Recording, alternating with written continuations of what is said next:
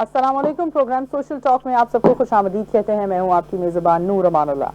नाज़रीन, हम बात करेंगे, हमने देखा कई दिनों से, कई हफ्तों से, तकरीबन हम अब तीसरे हफ्ते में दाखिल हो जाएंगे जंगी सूरत हाल के पेश नज़र।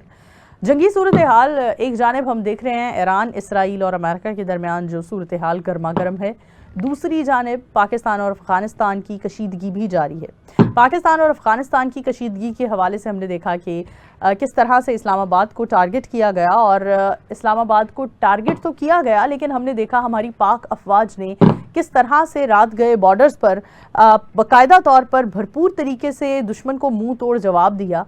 और हम सभी पाकिस्तानी अपनी फैमिलीज़ के साथ, बिल्कुल पीस के साथ, अमन के साथ अपने घरों में एक रमज़ान की जो पूरी एक रूटीन है उसको फॉलो करते रहे। हमें कहीं भी महसूस नहीं हुआ कि दुश्मन के नापाक इरादों को कहीं कामयाब हो सकते हैं। कोई भी खौफ व हरास नहीं था, कोई भी डर नहीं था, क्योंकि हमारी पाक अफवाज हमेशा की तरह इस बार भी उन्होंने सूरत हाल को किस तरह से हैंडल किया। इसी मौजू को आगे बढ़ाने के लिए हमारे साथ कॉल बीपर पर हमें जिन्होंने ज्वाइन किया है ब्रिगेडियर नादर मीर साहब, जो कि डिफेंस एनालिस्ट हैं। ब्रिगेडियर साहब, आपको वेलकम कहना चाहेंगे प्रोग्राम में। क्या कहना चाहेंगे?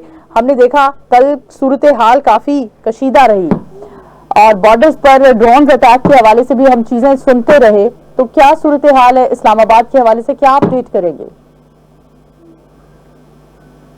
पाकिस्तान की अफगानिस्तान के साथ जो जंग चल रही है, इस पे मैंने तो काफी ऐसा पहले ही कहा था कि ये दहशतगर्दी नहीं है और ना उनका एम यानी मकसद अफगानिस्तान की हुकूमत, काबुल का और दहशतगर्दों का पाकिस्तान को सिर्फ डिस्टेबलाइज करना। इससे बहुत ज्यादा उनका एम है, मकसद है। और इसमें भरपूर तरीके से भारत, इंडिया जो है, मोदी है, मतलब इंटायर इंडिया उसकी सपोर्ट कर, बल्कि इस पूरी को ऑर्केस्ट्रेट और डिजाइन और स्पॉन्सर कर रहा है अफगानिस्तान की वॉर अगेंस्ट पाकिस्तान। ये पहली बात है। तो इसको एज अ वॉर समझिए। शुरू में आपको पता ही है, काफी सालों से इस पे जो मुख्तलिफ बातें होती रही, उसमें मैं नहीं पढ़ता। लॉन्ग स्टोरी शॉर्ट, उसके बाद पाकिस्तान ने इनके खिलाफ कार्रवाई करनी शुरू की, क्योंकि ये तो दहशतगर्दी कॉन्टिन्यूसली कर रही थी। और पाकिस्तान ने हर चीज ट्राई की थी, आपको पता है, मीडिएशन भी ट्राई की, खुद भी की, दूसरे ममालिक से भी की, और बॉर्डर पे हल्की झड़पें भी हुई। ये पहली दफा है कि पाकिस्तान ने भरपूर तरीके से इनके खिलाफ एक्शन लेना शुरू किया, यानी कि दहशतगर्दों के खिलाफ और उनके स्पॉन्सर्स जो अफगानिस्तान की रकीम है, जो अफगानिस्तान की टेरिटरी में जमीन पे बैठी हुई है, काबुल के अंदर, कंधार में और बाकी बॉर्डर के साथ साथ मुख्तलिफ इलाकों में। ठीक है। और ये सूरत हाल डेवलप हुई। अब ये कार्रवाई का मकसद बुनियादी तौर पे पाकिस्तान की तरफ से तो कोई जारियत करना या अफगानिस्तान को फतह करना या काबुल में पाकिस्तान का झंडा करना, ऐसा तो कोई मकसद ना था, ना है। मकसद तो सिंपल और स्ट्रेट फॉरवर्ड और शॉर्ट था। वो ये कि पाकिस्तान पे दहशतगर्दी ना हो, ना अफगानिस्तान की दहशतगर्द करें और ना अफगानिस्तान की फोर्सेज इटसेल्फ करें। ये हमारी एम थी, और जिसके लिए तुर्की से, कतर से और बहुत से ममालिक से बीच में मीडिएशन भी कराई गई, चाइना ने भी की वगैरह। अब जो चीज बिल्कुल वाज़ेह हो गई है कि इस कार्रवाई के बाद जो पाकिस्तान ने किया, उसके बावजूद अगर इन्होंने ना सबक नहीं सीखा, बल्कि वो एडमेंट हैं on their hostility towards Pakistan, या वो पाकिस्तान से जंग करने पे तुले हुए हैं, यानी कि काबुल रजीम की बात कर रहा हूँ। ये ड्रोन्स का भेजना या कोई मिसाइल फायर करना या रॉकेट्स का करना, या एक होता है बॉर्डर पे स्कर्मिश के जो बॉर्डर पे फोर्सेज होती हैं, उनकी आपस में झड़प हो जाए या लड़ाई हो जाए। एक होती है ये जो कार्रवाई की उन्होंने, ये इस तरह की, तो ये तो एक्ट ऑफ वॉर है ना, ये तो जंग है। मतलब उस तरफ जंग तो पहले ही थी, बट ये टोटल वॉर की तरफ है। देखे ना आप, सब तस्वीरें देख रहे हैं, फिल्में देख रहे हैं, सारे लोग, दुनिया देख रही है कि गल्फ में ईरान में क्या हो रहा है। ईरान के मिसाइल दुबई को लग रहे हैं और बाकी गल्फ अरब ममालिक को लग रहे हैं। इसराइल अमेरिका की बमबारी ईरान में हो रही है, तेहरान में हो रही है वगैरह। जंग है ना, फुल फ्लेज वॉर चल रही है ना, वो बल्कि बढ़ती जा रही है। इसी तरह अफगानिस्तान की वॉर जो है, जो इंडिया स्पॉन्सर कर रहा है, सपोर्ट कर रहा है और चला रहा है वो, और इंडिया ने इसको यूएन में भी सपोर्ट किया है अफगानिस्तान की दहशतगर्दी को मतलब वो कर रहे हैं। तो Pakistan is facing a complete war front in Afghanistan. और मैंने पहले भी कहा था, इसके लिए पाकिस्तान को भरपूर तरीके से ना सिर्फ जवाब देना फौज ने, ये कौम का मसला है। बजाय कि पाकिस्तानी खुश हों इस बात पे कि गल्फ में किसका मिसाइल किसको लग गया है, we should be more concerned, यानी पाकिस्तानी, हमारी जंग कौन सी है? हमारी जंग मैं पहले दिन से कह रहा हूँ अफगानिस्तान के साथ, और इसके बाद दूसरा मरला होगा, मैं एडवांस से बता रहा हूँ क्योंकि मैं जियो पॉलिटिशियन हूँ, खाली डिफेंस एनालिस्ट नहीं हूँ, मिलिट्री हिस्टोरियन हूँ, कि अगला मरला होगा जब वो मंसूबे के मुताबिक, अगर वो मंसूबा उनका जो चला रहे हैं इंडियंस, दिल्ली जो चला रहा है वो ये है कि अफगानिस्तान में जब उलझ जाता है पाकिस्तान इस जंग में, तो फिर मशरिक से वो सिंधु 2 या 3 या जो भी उनका नाम डालना चाहते हैं वो हमला करे या वो जंग करे, मतलब ये उनका प्लान है। जो होगा जवाब वो दूसरी बात है कि हम ये अफगानिस्तान को भी और भारत को दोनों को क्या उनका जवाब देंगे, वो दैट इज आर मैटर ना, मगर मैं आपको उनका प्लान बता रहा हूँ या खर्चा बता रहा हूँ, थ्रेट बता रहा हूँ। तो ये उसकी तैयारी है और पाकिस्तान को इसमें, इससे पहले की सिचुएशन हो, Pakistan should totally neutralise the Afghanistan front, क्योंकि यहाँ बहुत खुशफहमी, गलतफहमी, फिर कुछ लोगों ने इसको मसले को सियासत में उलझाया, कुछ इसको दीनी मसलों में उलझाती है, बहुत सी बातें करती है ना। देखिए, आप पे जो आपसे लड़ता है वो आपका दुश्मन है, सिंपल बात। जो आप पे, तो यहाँ पर ये जो सारी एक्सप्लेनेशन होती है ना, जिस वजह से आपने पहले कार्रवाई नहीं की, हमारी इतनी शादी हुई, हमारे सिविलियंस, हमारे बच्चे, हमारे फौज के ऑफिसर, जब सोल्जर्स शहीद हुए, वो इसलिए हुए कि पाकिस्तान तो एक अमन चाहता था कि अमन से ही मसला हल हो। दूसरा, पाकिस्तान में बड़ी कंफ्यूजन थी इस मसले पे, जो हमेशा लोग क्रिएट कर देते हैं। तो अब it's time to end the confusion. Pakistan nation has to unite for the defence of Pakistan and for their own defence. अब ये जो ड्रोन या मिसाइल है वो हर घर पे लग सकता है, वो ये नहीं है कि किसी एक मखसूस इलाका, या वो देखे ना खाली वो तो अभी तो ये एक इंकलिंग है कि उन्होंने आगे क्या करना है। It's an eye opener.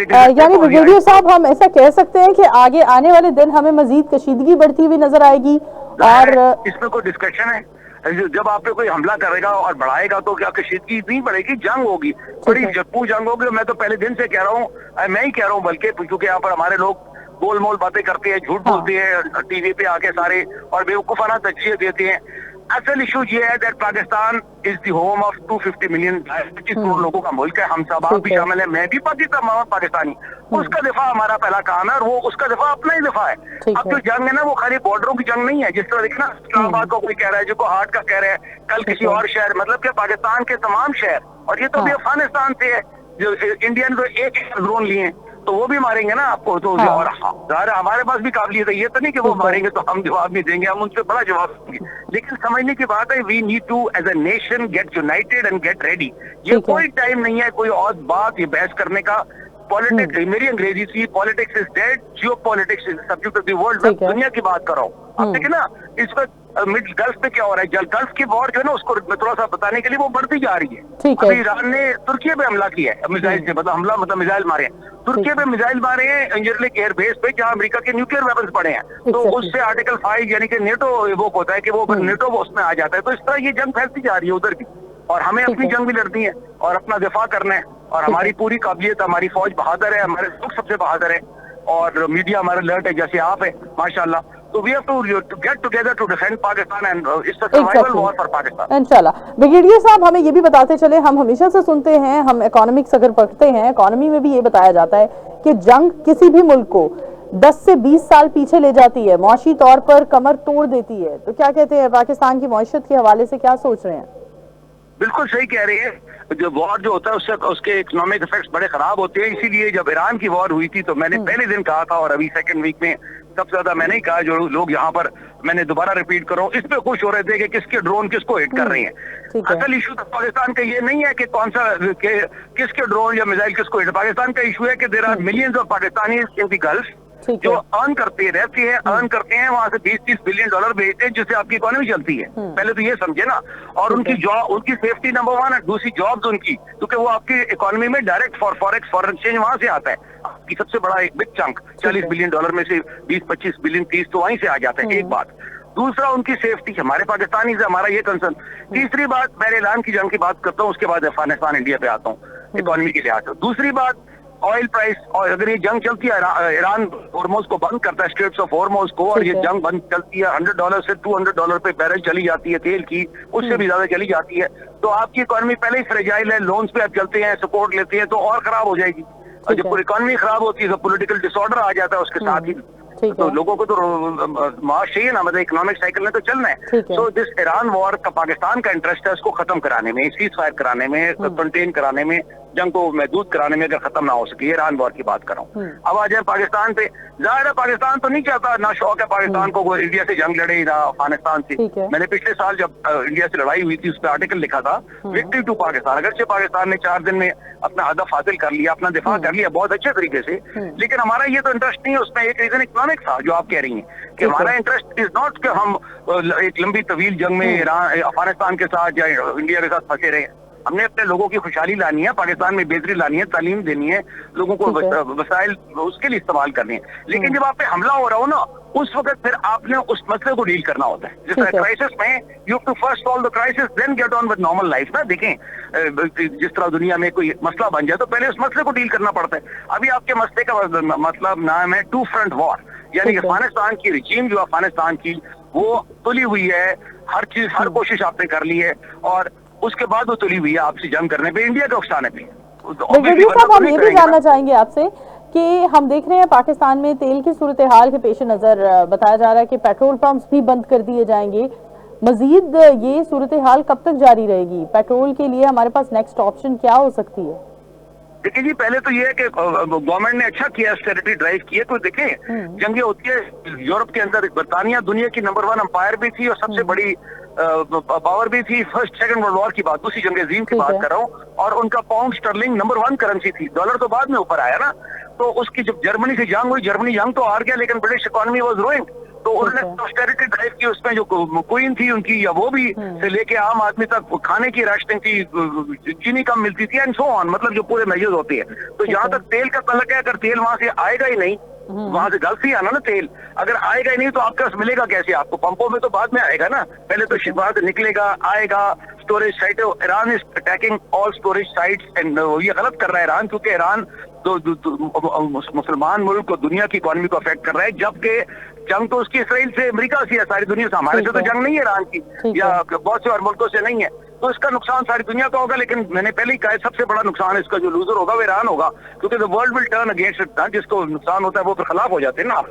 ये हमारा जहाँ तक तल्लक है, इसके अंदर फिर आपको हमें वो करना पड़ेगा, ड्राइविंग कम करनी पड़ेगी, फ्यूल इकोनॉमी करनी पड़ेगी, सारे मेजर्स करने पड़ेंगे। अगर नहीं मिलेंगे, ऑयल नहीं मिलेगा तो आपको तो जिन मुल्कों में ऑयल नहीं होता तो लोग पैदल चलते थे या बाइसिकल पे जाते थे। ऑब्वियसली ये 100% तो नहीं होगा, बट रिस्ट्रिक्टेड हो जाएगा। तो और वो भी परमानेंटली तो नहीं होगा, कुछ अरसे के लिए होगा। तो देखिए ना, कोरोना वायरस भी तो आया था ना, दुनिया में एक वायरस था, तो उसके अंदर कोई प्रिकॉशन लेने पड़े ना आपको वो उसके। तो इस तरह ये ग्लोबल एपिडेमिक था, ये ग्लोबल वॉर है, it's a regional war with global effects. तो we have to do that. तो मगर आप ये समझे ना कि पाकिस्तान में लोगों को जिसकी समझ नहीं है, और हमारे मीडिया पे खास तौर पे जो लोग आके शेयर कर रहे हैं इस बात को कि जी ईरान वो हॉर्मोज बंद कर रहा है, बड़ी खुशी की बात है, उनको ये नहीं समझ कि पाकिस्तानियों की बात करो कि वो हॉर्मोज अगर बंद करता है तो आपकी गाड़ी नहीं चलेगी। ये नहीं उनको समझ लोगों को इसकी, मतलब आपकी गाड़ी नहीं चलेगी, आपका सिस्टम भी नहीं चलेगा ना इकोनॉमिक रिलेटेड। ठीक है, बहुत शुक्रिया, thank you so much brigadier साहब आपकी कीमती राय का। जी नाज़रीन, ब्रिगेडियर साहब हमारे साथ मौजूद थे, जिन्होंने हमें मौजूदा सूरत हाल के पेश नज़र आगाह किया और किस तरह से उन्होंने फर्दर आने वाले दिनों में जंगी सूरत हाल के हवाले से क्या मामलात हो सकते हैं, इस पर भी हमें आगाही दी। इसी के साथ वक्त हुआ जाता है ब्रेक का, ब्रेक की तरफ बढ़ते हैं। Stay with us. Welcome back after the break. नाज़रीन, ब्रेक पर जाने से पहले हम बात कर रहे थे इस्लामाबाद की सूरत हाल की। हमने देखा किस तरह से इस्लामाबाद में हमने जंगी सूरत हाल देखी, लेकिन उस जंगी सूरत हाल में भी हमने देखा कि पैनिक नहीं क्रिएट हुआ, और पैनिक ना क्रिएट होने के पीछे एक ही नाम है, जो हमारी पाक अफवाज हैं, जिन्होंने भरपूर तरीके से दुश्मन को मुंह तोड़ जवाब दिया और दुश्मन को मुंह की खानी पड़ी। अगर हम दुश्मन की हिस्ट्री की बात करें तो मैं बताती चली जाऊं, जैसा कि आज तो हमारे बच्चे बच्चे को पता है, क्योंकि एक हिस्ट्री गुजर चुकी है भारत के साथ कशीदगी की, और भारत के नापाक इरादों को हम इस तरह से ही हमेशा नाकाम बनाते आ रहे हैं।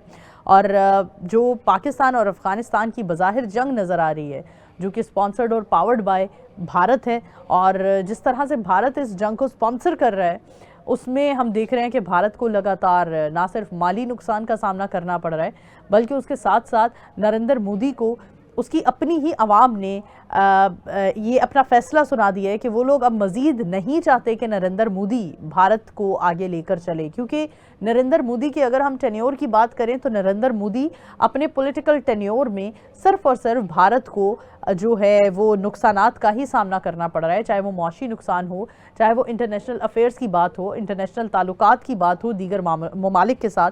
तो लिहाजा भारतीय अवाम भी नरेंद्र मोदी को माइनस कर चुकी है और वो अपना फैसला सुना चुकी है। लेकिन नरेंद्र मोदी इस बात को कबूल नहीं कर रहे और एक पब्लिसिटी स्टंट करने के लिए उन्होंने एक नई जंग छेड़ दी है, जो ना सिर्फ जिससे भारत और पाकिस्तान ना सिर्फ मुतासर हो रहा है बल्कि पूरी दुनिया मुतासर हो रही है।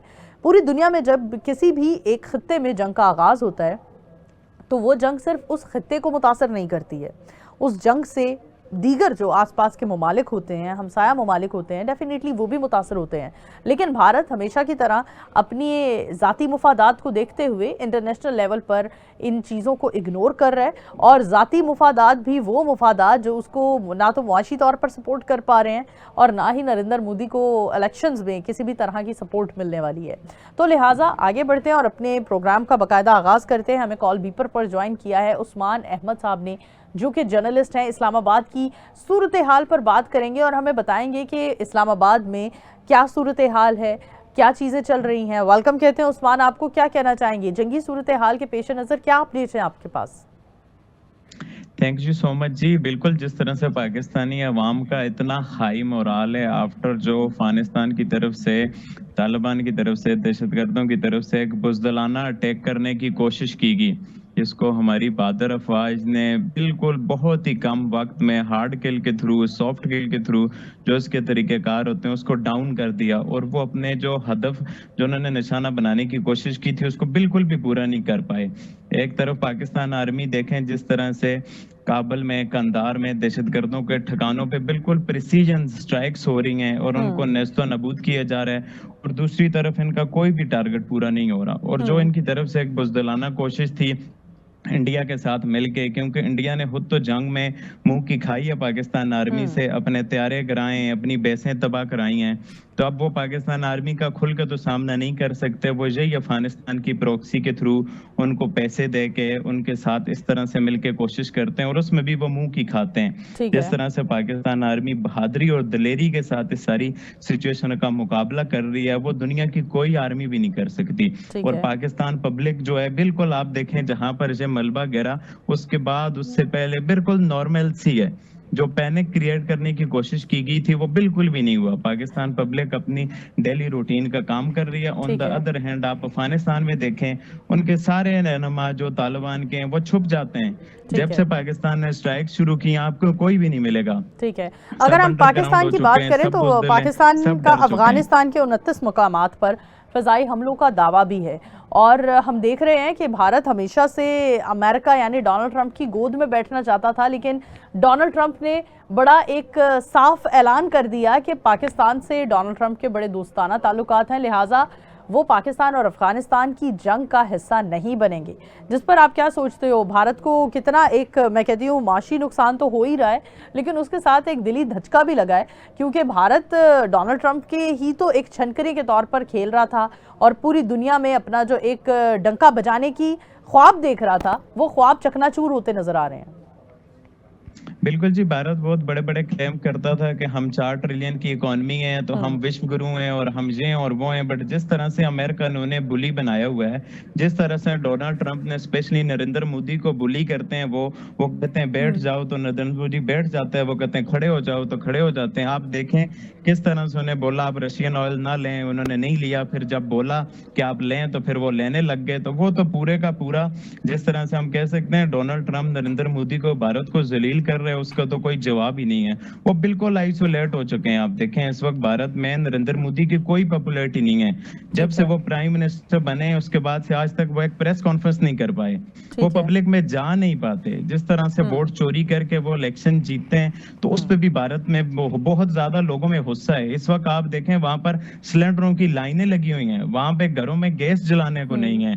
तो इतना अफरा तफरी का आलम है, इतना पैनिक का सिचुएशन है, बहुत इंडिया में लोग गुस्सा है नरेंद्र मोदी पे कि इसने तमाशा बना के रख दिया हिंदुस्तान के साथ। और ये बिल्कुल जिस तरह से ट्रम्प इनको कंट्रोल कर रहे हैं वो बिल्कुल ठीक है। वो इसी जलालत के जो है ना मुस्तहिक है ठीक है। नरेंद्र मोदी और इंडिया, क्योंकि उनके जो नापाक अज़ाइम है पाकिस्तान के खिलाफ वो जब तक बंद नहीं करेंगे वो इसी तरह पूरी दुनिया में जलीलो ख्वार होते रहेंगे और पाकिस्तान को, पाकिस्तानी अफवाज को, पाकिस्तानी हुकूमत को कामयाबियां मिलती जाएंगी। आप देखें पूरी दुनिया पाकिस्तान की डिप्लोमेसी की तारीफ कर रही ठीक है है। और कोई एक ऐसा बंदा भी नहीं है जो इंडिया की डिप्लोमेसी की तारीफ कर रहा हो। जिस तरह से इन्होंने ईरान की पीठ में छुरा घोंपा, उनके सेलर्स की शिप पे हमला हुआ, उसके अलावा भी आप दें कोई ठीक है। ऐसा एक काम भी नहीं है जिस पे दुनिया बोले कि हाँ भाई इंडिया वालों आप अच्छा कर रहे हो। और ठीक है। पाकिस्तान की जो बैलेंस फॉरेन पॉलिसी है, जिस तरह से फील्ड मार्शल साहब जिस तरह से इस मुल्क की पॉलिसी को लेके चल रहे हैं, प्राइम मिनिस्टर साहब लेके चल रहे हैं, वो बिल्कुल कमेंडेबल है। और पाकिस्तान के लिए जो बेहतर है वही किया जा रहा है। आप देखें हर महाज पर पाकिस्तान को कामयाबियां मिल रही हैं, चाहे वो ईरान वाला महाज हो, सऊदी अरेबिया की डिफेंस डील हो, पाक अफान हो। आप देखें जिस तरह से पाकिस्तान आर्मी टारगेट करती है, जिस तरह से मुल्क के अंदर अमन व अमान की सिचुएशन हो, जिस तरह से पॉलिटिकल स्टेबिलिटी हो, तो आपको हर तरफ पाकिस्तान के हवाले से अच्छी खबरें देखने को मिलेंगी। वो सिर्फ और सिर्फ पाकिस्तान प्राइम मिनिस्टर शहबाज शरीफ साहब की तरफ से, फील्ड मार्शल की तरफ से, मोहसिन नकवी साहब की तरफ से जिस तरह की मेहनत की जा रही है, जिस खुलूस के साथ मेहनत की जा रही है, और अवाम की जो उनके पीछे बैकिंग है, अवाम अपनी आर्मी के पीछे, हुकूमत के पीछे बिल्कुल खड़ी है, पूरी की पूरी सपोर्ट है। और उसी का नतीजा आप देखें, दहशतगर्दों को नेस्तो नबूद किया जा रहा है। वो भारत के साथ मिल जाएं, इसराइल के साथ मिल जाएं, वो जिसके साथ भी मिल जाएं, पाकिस्तान आर्मी उनका पूरा पूरा मुकाबला करने की अहलियत रखती है। ठीक है, बहुत शुक्रिया उस्मान अहमद आपकी कीमती राय का। जी नाजरीन, जैसा कि हमने जंगी सूरत हाल के पेश नज़र आपसे बात की और आपको आगाह किया, इसी में हमने मज़ीद चीज़ें जो हम हाईलाइट होती देख रहे हैं उसमें हम ये देख रहे हैं कि मौजूदा सूरत हाल के पेश नज़र हम अभी कुछ भी कहना कबल वक्त होगा, क्योंकि सूरत हाल खुदा न ख्वास्ता कशीदा भी हो सकती है। लेकिन हमें अपनी पाक अफवाज पर यकीन है, जिस तरह से हमारी पाक अफवाज बॉर्डर्स पर दिन रात जाग कर, इवन के रमज़ान के महीने में रोज़े की हालत में जिस तरह से हमारे जवान हम सभी के लिए अपनी ज़िंदगियों को बिल्कुल डिवोट करते हैं, मैं कहती हूँ वो काबिल तारीफ़ कहना बहुत छोटा वर्ड होगा। हम तमाम वो शहदा जिनकी फैमिलीज़ को रमज़ान के बाबरकत महीने में उनकी फैमिलीज़ को उनके प्यारों की शहादत का जो पैगाम मिला, क्योंकि अब तक बताया जा रहा है पाक अफ़गान की जो कशीदगी है, जंगी सूरत हाल है, इसमें तकरीबन 12 जवान पाकिस्तान के शहीद हो चुके हैं। तो उन शहदा को हम सल्यूट पेश करते हैं, क्योंकि उन माओं ने, उन बहनों ने अपने भाई, उन माओं ने अपने बेटे, उन बीवियों ने अपने शौहर खो दिए सिर्फ और सिर्फ इस मुल्क की सलामती के लिए। तो मैं अपने तमाम देखने वालों को ये मैसेज देना चाहूँगी कि हमें अपने मुल्क के शहदाओं की इज़्ज़त करनी है और वही हमारे सर का ताज हैं, क्योंकि उनकी कुर्बानी की वजह से आज हम यहाँ बैठे हैं और हम बात कर रहे हैं, हम बिल्कुल पुरमुतमईन और पुरअमन माहौल में काम कर रहे हैं। तो इसका सारा का सारा क्रेडिट हमारी पाक अफवाज को जाता है। पाकिस्तान जिंदाबाद, पाक अफवाज पाइंदाबाद। इसी के साथ अल्लाह हाफ़िज़।